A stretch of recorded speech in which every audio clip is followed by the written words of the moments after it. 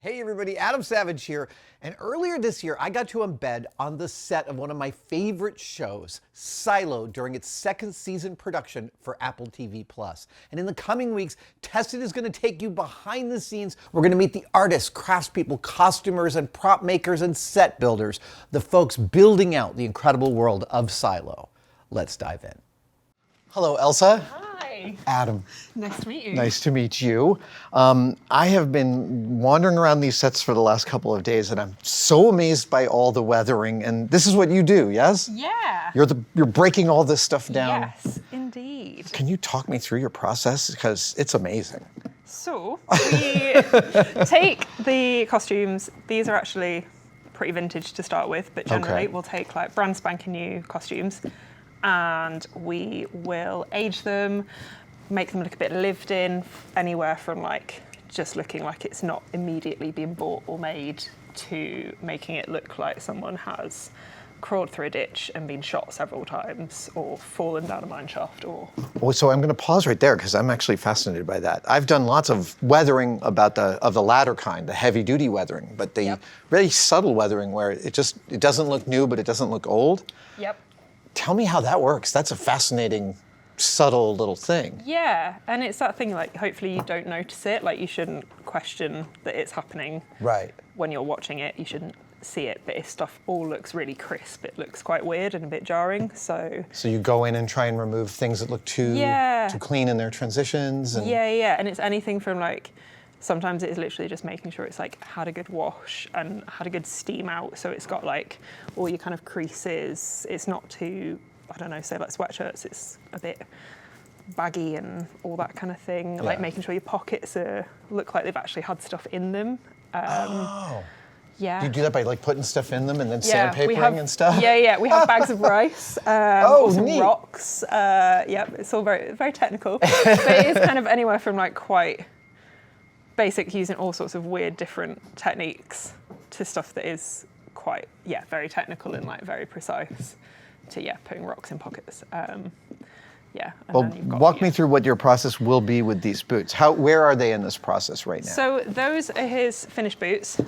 These are a doubled pair of boots. They're a bit of a cheat because they're not precisely the same, but it's just trying to make them look like similar enough in colour. So we've like changed the colour of the back a bit so they like fit in, and then in general, if they were like exactly the same, it would literally be like making sure every little mark on them is the same, like making sure all your scuffs on your toes, you've got all your like creases in them. So where creases would happen, you're accentuating them. So all of that, like where you've got dust on the soles. Do you ever take the soles just on a belt sander too? Yes. Oh, cool. Yeah, not all the way down to flat or stuff like this, but just to add a couple anything of like that where you've got like branding as well. Obviously, like for Silo, there shouldn't be any branding. So making sure there's no branding. So like we'll take that off of those. And then just like trying to make them feel like the same thing. As I say, these were quite old to start with, which is really helpful because it means you've got all your creases already in there, which is one of the most painful things to get in. But we've got like Lucy's got some over here that are all tied up. Oh, to add just to neat. To get. Would you give it a little spritz of water or something like that to loosen it up? Sometimes it depends what it is. So sometimes, you like wet them out a bit.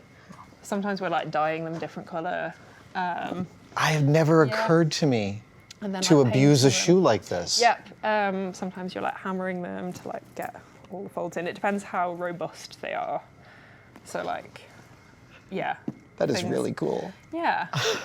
Do you, after months of doing this, do you walk through the world looking at the natural weathering on everything? Yeah, we've been talking about this on the tube. I look at people's shoes and it's a bit weird. I'm like, their shoes are so new. Or I'm like, they've had those for ages. Among the materials at your disposal, is there like do you have a favorite go-to for weathering? I think probably paintbrushes. Yeah. We do like a huge amount of sanding, which isn't very exciting, but like all different grits of sandpaper. Yeah. from like really coarse stuff to make big holes to really fine stuff to just take a little bit off. And we'll do that for like shoes, we'll do that for clothes. Like You sand clothes? Yeah, and it like softens them up. What is your preferred grit for sanding fabric? 800. 800? Yep. Oh, okay, very subtle. Yeah. Yeah. And that just ends up like it'll just make it will just sort of take the top layer off without like it won't go through all your stitching, which is really handy because makers would hate that. Would be very unkind. Yeah. And are you're concentrating on areas of wear when you do that with places so you're always trying to think about like where stuff would wear naturally, where you'd get holes, where it would get a bit tatty, but also trying to make sure it's stuff relatively that the camera's going to see. So like obviously a lot of the time it is like sort of face and like shoulders without also leaving out basically like if you have a huge amount of detail somewhere it's just never going to be seen.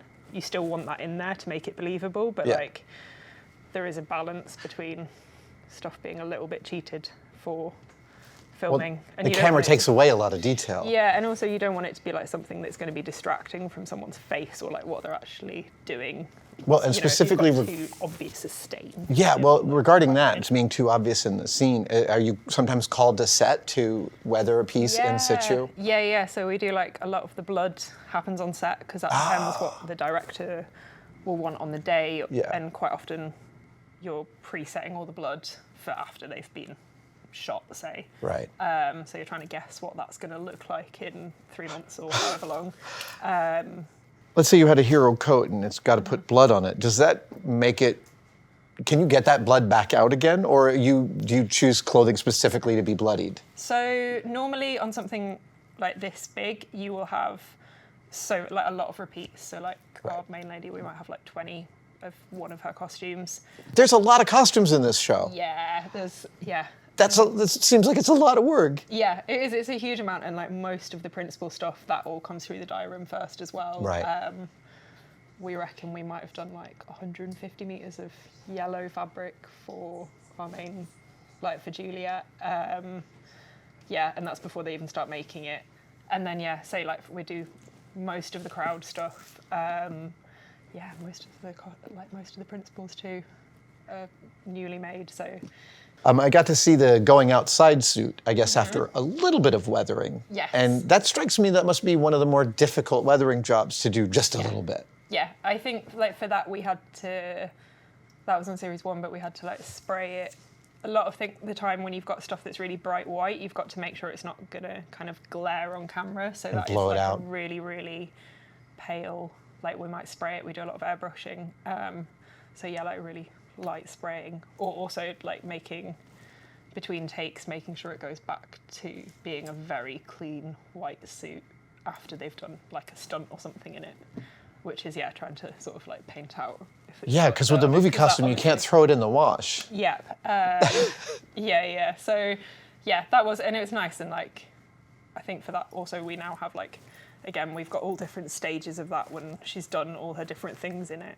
Yeah, which is cool. And like making sure, again, like for that shooting, how that's gonna happen, like if it gets ripped, how that happens, because they're actually made out of really durable fabric. So getting it to kind of rip naturally in a way that it will actually rip. That looks normal. Yeah, that was a whole process. We've done like rat holes on things. Which again, there's a lot of interesting research. Rat holes, like. Sure. I'm curious about the brush selection. I'm noticing a lot of round, tight bristle brushes. Yeah. Those give you, can we grab one over here? Yeah, for sure. I think these are kind of our best, This is wonderful, and this gives you all they're this really good. You do a lot of like dry brushing, so you like put your paint on the brush, pretty much get rid of most of it, and do a tiny little bit. I love this. I'm always looking for new materials, new tools. Yeah. So these are sort of brushes. I feel like are very much our go-to. They look well loved. Yeah, I think some people might be horrified. No, it's ropey looking. It's a mark of honor. Elsa, thank you so much for walking me through this. Your guys' work is so lovely. Thank you so much. Cheers. It's coming to me else. It's very nice. Awesome. Thanks to Apple TV Plus for having us on set. Silo Season 2 is now streaming on Apple TV Plus.